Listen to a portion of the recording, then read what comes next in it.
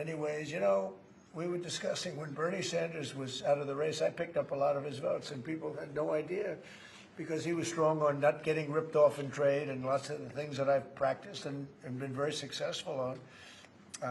Tariffs, a lot of things. Bernie Sanders and I agreed on much more than people thought. And when he was put out of the race, I think quite unfairly, if you want to know the truth, many of the Bernie Sanders voters voted for me. And I felt very comfortable, frankly, in seeing that and saying that. And, you know, it just turned out to be a statistical truth. But no, I feel very comfortable. I would feel very, very comfortable being in New York, and I think much more so after the meeting. Yes, please. Thank you, Mr. President. I have a question for you, but a very quick one for Please. the mayor. Why did you fly here? Aren't trains greener? I will use every form of transit, and I want to make sure that they're all affordable in New York City, and that's why making buses fast and free is a centerpiece of our campaign. Did you? There is a bus that Well, goes. but I know, but if he flew, that's a lot quicker too. You know, I mean, he's working very hard. For him to be, that's a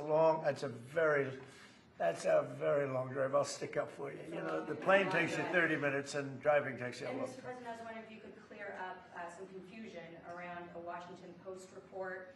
There was this explosive report that the Coast Guard is no longer going to characterize swastikas and nooses as hate symbols.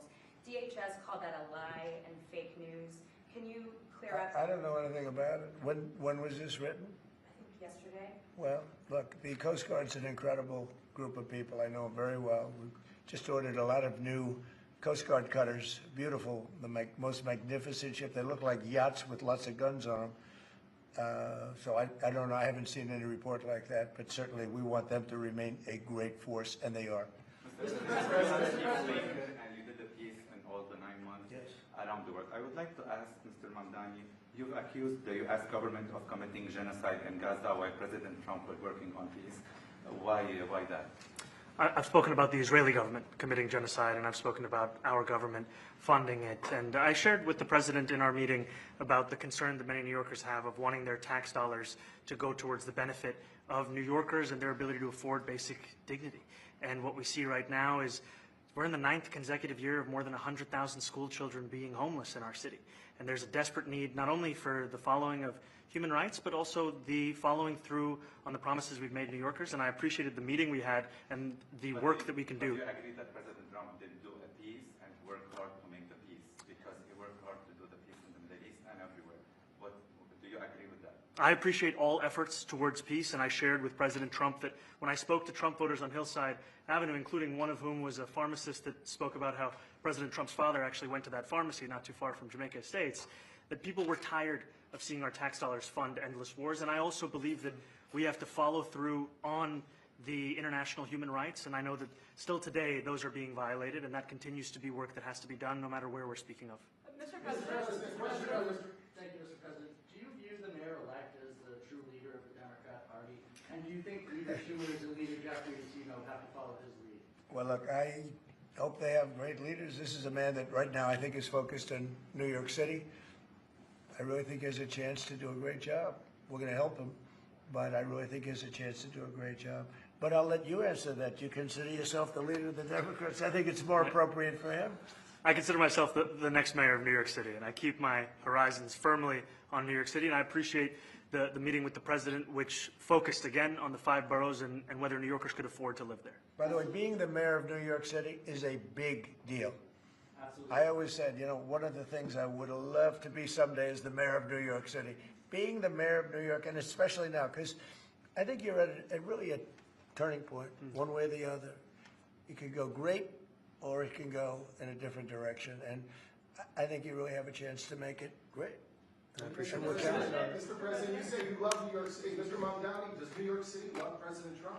New York City loves a future that is affordable, and I can tell you that there were more New Yorkers who voted for President Trump in the most recent presidential election because of that focus on cost of living, and I'm looking forward to working together to deliver on that affordability agenda. I got a lot of votes. One more. Go ahead. 1 or 2 more. Go ahead. I tell you, the press has eaten this thing up. I've had a lot of meetings with the heads of major countries. Nobody cared. This meeting that you people have gone crazy. Outside you have hundreds of people waiting. This is just a small little group. For some reason, the press has found this to be a very interesting meeting. the biggest people in the world, they come over from countries nobody cares. But they did care about this meeting, and it was a great meeting. Go ahead. Yeah, Mr. President, I was going to ask you exactly that. Why do you think there's so much more, so much excitement around this than even some form? Because I think he's different. All right, I think he's different, and that can be in a very positive way. But I think he's different than, your typical guy runs, wins, becomes mayor maybe, and nothing exciting. Because he has a chance to really do something great for New York. New York is at a very critical point, and he does need the help of the federal government to really succeed. And we're going to be helping him, but he's different than your average candidate. He came out of nowhere. I said he has a great campaign manager standing over there. He came out of nowhere. What'd you start off at 1 or 2? And then I watched. I said, who is this guy? He was at 1, then he was at 3, then he was at 5, then he was at 9. Then he went up to 17. I said, that's getting a little bit interesting, right? And then all of a sudden he wins a primary that nobody expected he was going to win. It's a great tribute. I mean, it's an amazing thing that he did. And I'll just add one thing to what the president said. Is one thing I also appreciated is in our meeting to appreciate a portrait of FDR and the incredible work that was done with the New Deal, and also in thinking about what it can look like when the federal government and New York City government work together to deliver on affordability. It can be transformative.